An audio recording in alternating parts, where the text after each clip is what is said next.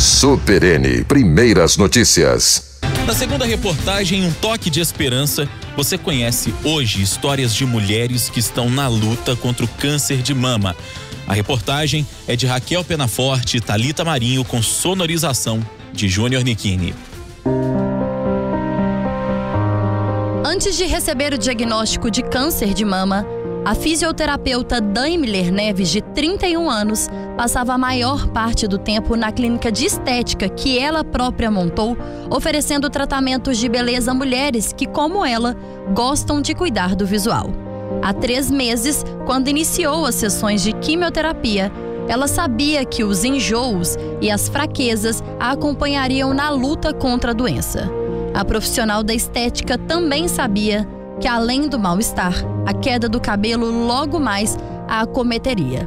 A queda do cabelo não foi tão difícil pra mim. Eu fui cortando ele aos poucos, fui cortando mais curtinho, depois deixei bem curtinho mesmo, quase igual homenzinho assim, e aí depois raspei. E já no dia que eu fui fazer a segunda quimio, eu já não tinha cabelo nenhum, já tinha raspado, porque realmente caiu tudo, ficou só um pouquinho.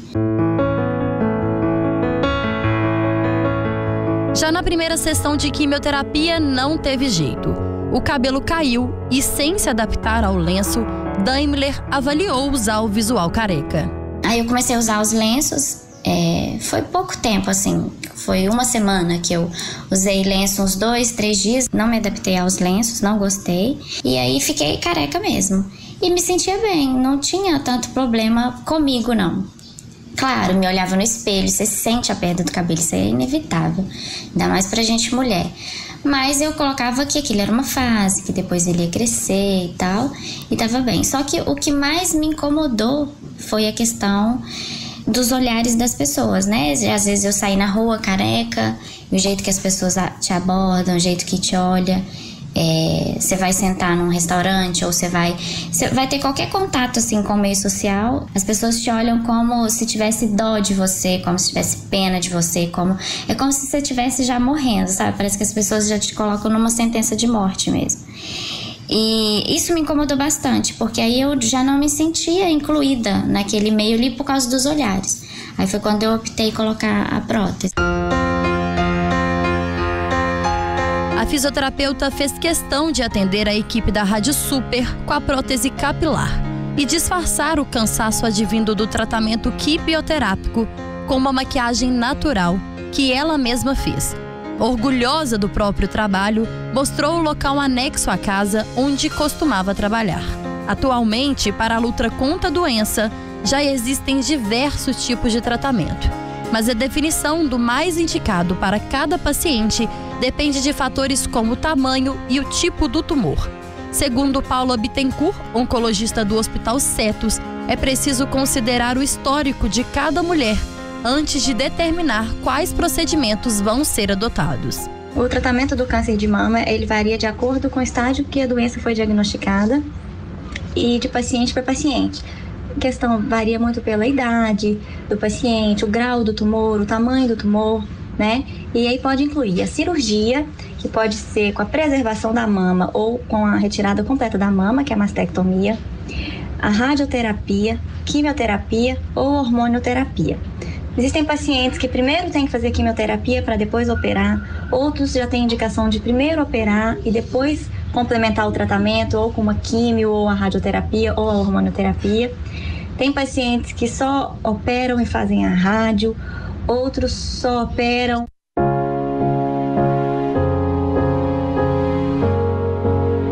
Ainda de acordo com a especialista, os efeitos colaterais podem variar em cada pessoa. Entretanto, os enjoos, a falta de apetite e a fraqueza são comuns na maioria das mulheres. No caso da servidora federal Vanessa Ferreira da Silva, de 36 anos, o enjoo foi tão forte que em determinados momentos até beber água se tornou um tormento. Em 2006, ela enfrentou um linfoma de Hodgkin e, após 10 anos, ao ser surpreendida por um câncer no seio direito, o que ela mais temia era viver novamente o sofrimento causado pelas terapias. Quando veio o segundo diagnóstico, eu pensei, nossa, vou ter que passar por isso tudo de novo, não acredito. No início, pela potência dos medicamentos, Vanessa sofreu diversos infartos e precisou ir para o CTI, onde quase morreu. Depois veio o mal-estar, que a deixou cada vez mais debilitada. Mal durante o tratamento. Teve uma época que nem água eu conseguia beber direito. E eu cheguei a desmaiar em casa, de tanta desidratação. Eu tomava alguns remédios para evitar enjoo, mas assim, não resolvia tanto. E chegou ao ponto de ninguém cozinhar mais em casa, né? Porque eu sentia muito enjoo com o cheiro de comida, né? Durante o preparo. Minha mãe, ela chegou até colocar o fogão do lado de fora de casa, né? Para ela, às vezes, preparar alguma coisa e eu não sentir o cheiro da comida.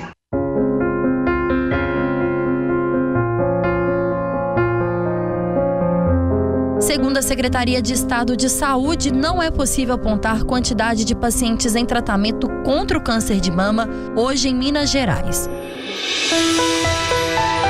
Além do mal-estar físico, impactos emocionais são comuns em quem está em tratamento contra o câncer. Associar o acompanhamento psicológico pode auxiliar no processo. É o que afirma Moísa Rezende, psicóloga da ORCA, a Organização Regional de Combate ao Câncer. O acompanhamento psicológico é de fundamental importância no tratamento contra o câncer, não só para o paciente, mas também para todos aqueles que convivem e são afetados direta ou indiretamente pela doença. Eu costumo dizer que o câncer é uma doença que abraça todos aqueles que se veem envolvidos com esse tratamento e essa vivência do adoecimento, desde o momento em que é recebido o diagnóstico, até mesmo depois, em alguns casos onde a cura não é mais possível e a morte ela se torna uma possibilidade iminente. Em 6 meses de tratamento, a dona de casa, Verônica Prates da Silva Laia, de 50 anos, precisou passar por 6 sessões de quimioterapia. Em cada uma delas, percebia que outro mal a acometia, a depressão. Entrei em depressão, minha família entrou em depressão junto comigo. O sofrimento foi para todos nós, a família inteira, sofrendo, orando, rezando, fazendo oração para minha cura. Na minha família não tem ninguém com esse problema. A primeira sou eu. Ela descobriu câncer em 2016 e a doença exigiu a retirada da mama. Verônica, então, implantou uma prótese de silicone e está no processo de reconstrução do seio, o qual ela anseia terminar até novembro.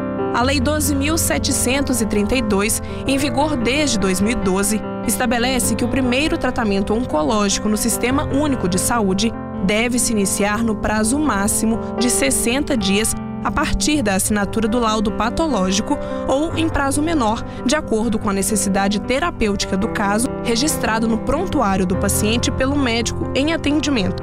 Já a Lei 12.802 obriga o SUS a realizar a cirurgia plástica reparadora da mama logo em seguida à retirada do câncer, quando houver condições médicas.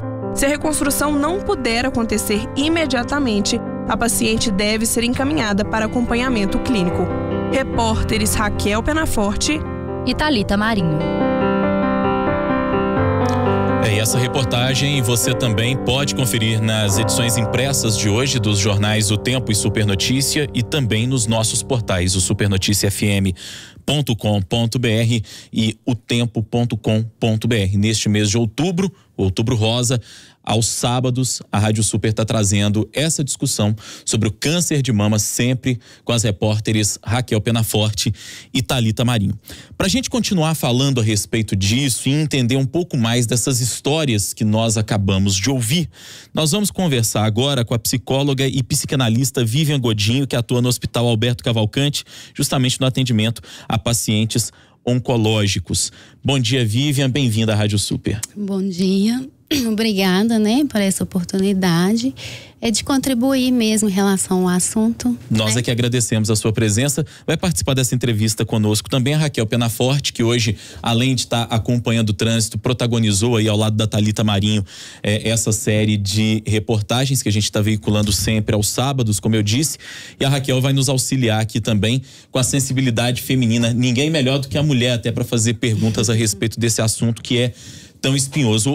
Vivian, a gente no jornalismo está acostumado a lidar com todo tipo de notícia ruim, mas eu confesso que estou muito impactado desde o sábado passado, quando as meninas trouxeram a primeira reportagem. Eu estava em casa ouvindo. Hoje, agora, apresentando o jornal, estou aqui, diria, arrepiado de ouvir esses relatos das mulheres, essas histórias que misturam aí depressão, ânsia pela superação e uma força muito grande. E aí a primeira pergunta que eu te faço, e depois a Raquel também entra nesse bate-papo conosco, viu, Raquel? De onde é que sai essa força que a mulher tem para lidar com essa adversidade? Porque a mim fica muito claro que a mulher tem mais força do que o homem nesse momento. Então, a força, né, ela é bem particular. Né? Cada mulher, ela vai encontrar uma solução para o sofrimento, né? Cada mulher, cada homem, todo mundo tem, né? A gente tem um mal-estar inerente. E diante do adoecimento, que a gente vê na prática, é isso, né? Cada uma vai encontrar a sua saída, a sua solução. Não tem receita, né? Não tem conselho. Não tem receitinha de bolo, isso, né? O caminho vai caminhando mesmo, né? E assim elas vão encontrar o caminho. Bom dia. Eu queria saber, assim, existe algum período específico para iniciar o tratamento psicológico, logo no diagnóstico do câncer ou durante esse tratamento que a gente viu na reportagem, que é um período complicado para as mulheres? Existe um momento exato ou a mulher pode escolher o momento que ela decide iniciar esse acompanhamento? Então, o momento exato é o momento do desejo. Né? É o momento que ela decide, que ela quer falar, que ela quer ser escutada. Não existe uma obrigatoriedade de iniciar pós-diagnóstico, no meio, no final. É ela que vai decidir, né? O momento é dela e ela tem propriedade a partir do desejo mesmo. Ô Vivian, eu ouvi aqui atentamente os relatos das entrevistadas que a Raquel e a Thalita trouxeram e me chamou muito a atenção o depoimento da Daimler, acho que é esse o nome mesmo, né, Raquel? Se estiver enganado, você pode me corrigir. De que ela dizendo que muitas vezes quando elas chegam num ambiente social, tá ali num barzinho, enfim, estão ali num ambiente social com outras pessoas, que há quem trate essas mulheres ao perceberem o visual mesmo de quem está passando pelo tratamento, o uso do lenço, até a careca exposta, que muita gente trata como se aquilo fosse uma sentença de morte, né? As pessoas são alvo ali da pena alheia muitas vezes, né? Naquele instante. Para quem está nos ouvindo e que de repente vai lidar com essa situação, pode se deparar no ônibus, no barzinho, num espaço público com uma pessoa dessa forma, como é que a gente tem que agir e reagir nesse momento? Então, é difícil porque o câncer, ele expõe a pessoa diante do olhar do outro, impacta, né? Por causa dos efeitos no corpo mesmo, e efeitos aparentes, né? A queda do cabelo, até mesmo o volume da blusa, né? As mulheres falam muito disso.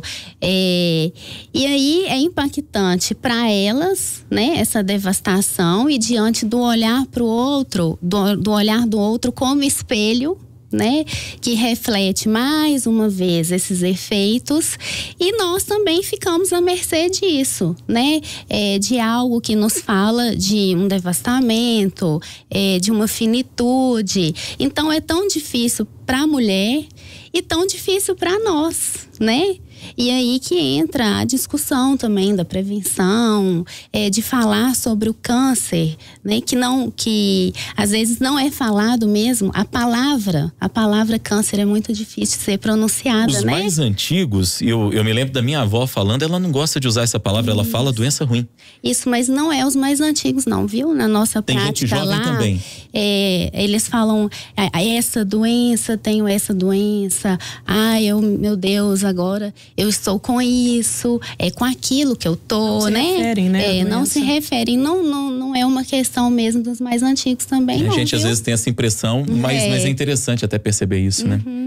Outra coisa que a gente também percebe é em relação ao medo que elas têm, tanto da aparência, mas muitas pessoas trazem o medo da morte. As pacientes que você atendem, como é que elas lidam com essa questão, assim, sabendo que a doença pode não melhorar, né? Pode terminar como, né, o pior o que pode acontecer com a doença mesmo? Elas relatam sobre isso, o medo que elas têm? E é interessante isso, assim, no hospital, né, vivência com outros profissionais, assim, dentro do consultório, no ambulatório, a gente não tem muita referência da morte, né?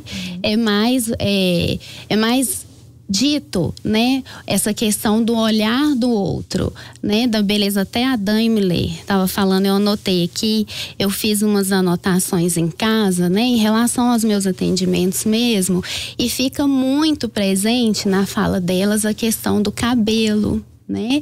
A questão do seio, né? Da aparência.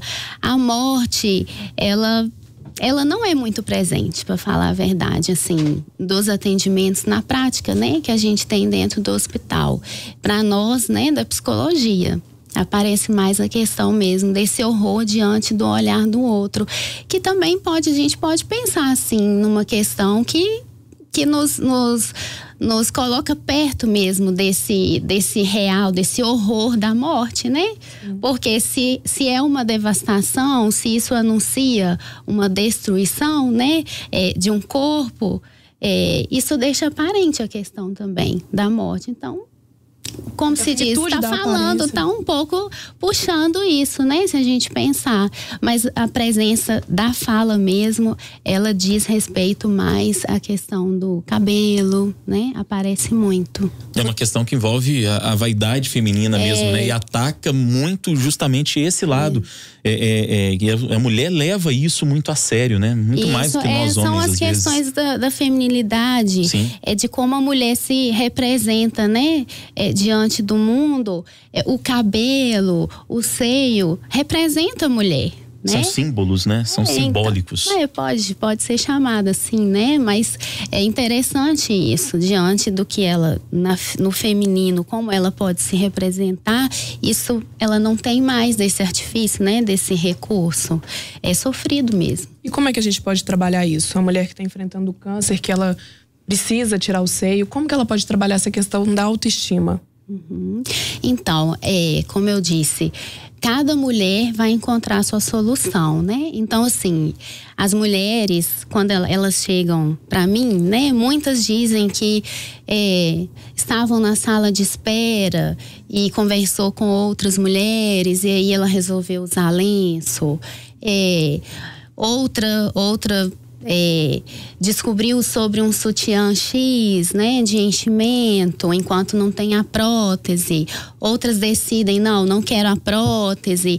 E aí cada uma vai construindo, né, a sua solução para essa coisa, né, da autoestima, daquilo que deixa ela com mais entristecimento, né, em relação a esse espelho, esse bate-volta, que diz que ela não está bem, né? Que diz de uma não beleza mais aí presente, de uma não representatividade do feminino, né?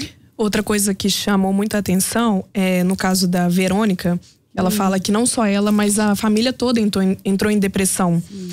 Como é que funciona o apoio para a família e o apoio da família no enfrentamento do câncer, até, né? Para corroborar essa pergunta da Raquel, a família muitas vezes ela precisa de tratamento também, né? Ela precisa ser assistida, não apenas dar assistência a esse paciente, mas ela precisa receber um acolhimento, um aconchego, um cuidado, um carinho, né? Sim, e lá no hospital a gente conta com essa possibilidade, né? Na internação a gente faz o acompanhamento da família, da paciente, e a gente sempre coloca o desejo, né? Se eles querem, a gente entra em cena, né? É sempre a partir do desejo mesmo, não é uma obrigatoriedade.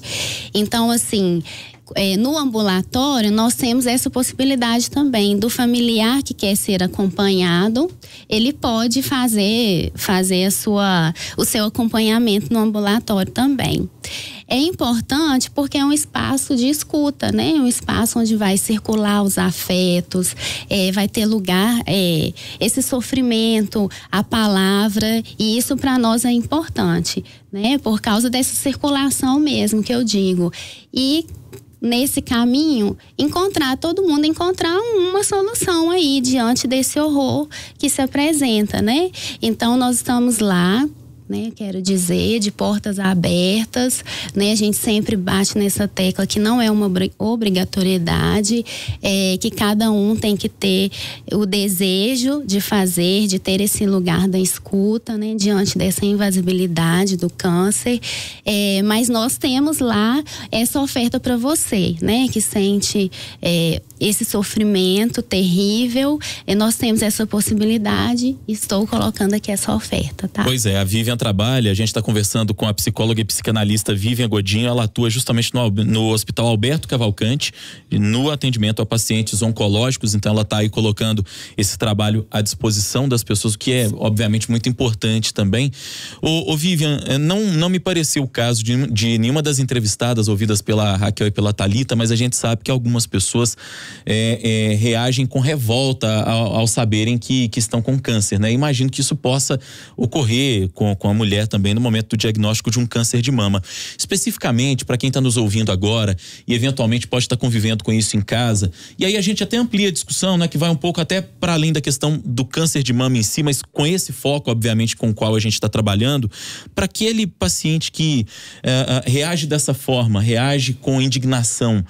E aí a família às vezes fica sem saber como é que vai lidar com isso, para aquele ou para aquela paciente. Tem uma forma de lidar especificamente com aquele ou aquela paciente que reagem dessa forma? Então, é um sofrimento, né? A gente fala um sofrimento psíquico. E é aquilo que não se localiza no corpo, né? O câncer localiza, né? A depressão que se fala, né? Ou um sofrimento psíquico, quando você fala dessa indignação, ela está sofrendo. Então, às vezes, para a família ou para quem está perto, né? Para que aquela pessoa é importante, a gente precisa suportar um pouco o sofrimento do outro. Isso é difícil, mas a gente precisa suportar um pouquinho esse sofrimento, né? Então, assim, eu vou um pouco mais além, que às vezes as mulheres chegam e falam, eu falo só aqui com você, porque eu fui falar do cabelo, ai meu Deus, meu cabelo. Falas do tipo, nossa, mas você tá preocupada com o cabelo?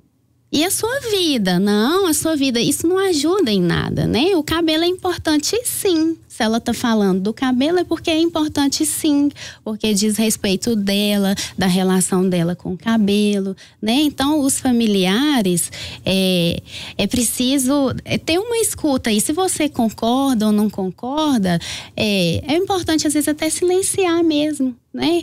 Ouvir, pra gente poder ajudar. Muito bem, a gente conversou com Vivian Godinho, que atua no Hospital Alberto Cavalcante. Ela é psicóloga e psicanalista, ela atua justamente no atendimento a pacientes oncológicos. Ô Vivian, você se colocou aí ao longo da entrevista à disposição daquelas pessoas que eventualmente estejam nos ouvindo, passando por esse momento, seja na família, seja com alguma amiga que está vivendo esse drama que é o câncer de mama. Quem quiser procurar ajuda no Hospital Alberto Cavalcante, como é que deve fazer? Vamos aproveitar para prestar serviço aqui para o ouvinte. Tá. Então, é SUS, né? Então, assim, no Alberto Cavalcante, o serviço da psicologia ele é ofertado à população em geral. A gente não atende só os pacientes oncológicos. Mas se você tem o desejo, pode procurar, né, o ambulatório que a gente tem pactuado lá com a gestão, que está aberto mesmo à população, né? Esse atendimento é ofertado, tendo vaga, você pode aproveitar essa oportunidade, né? De ter esse lugar para escuta, ok? Muito bem, psicóloga e psicanalista Vivian Godinho, obrigado pela entrevista, pelos esclarecimentos. Eu certamente que agradeço. Ajudou muito aqui quem está passando por isso. Bom dia para você. Bom dia. Raquel Penaforte, obrigado pela participação nessa entrevista. Quero aproveitar a oportunidade para cumprimentar você e a Thalita pela série de reportagens que vocês estão lidando com isso de uma maneira muito sensível, e acho que num momento como esse, num mês como esse, que é o Outubro Rosa, é fundamental que a gente lide com o assunto, mas lide de maneira sensível. É bom que se faça esse reconhecimento. Parabéns para vocês. Obrigada, Rodrigo.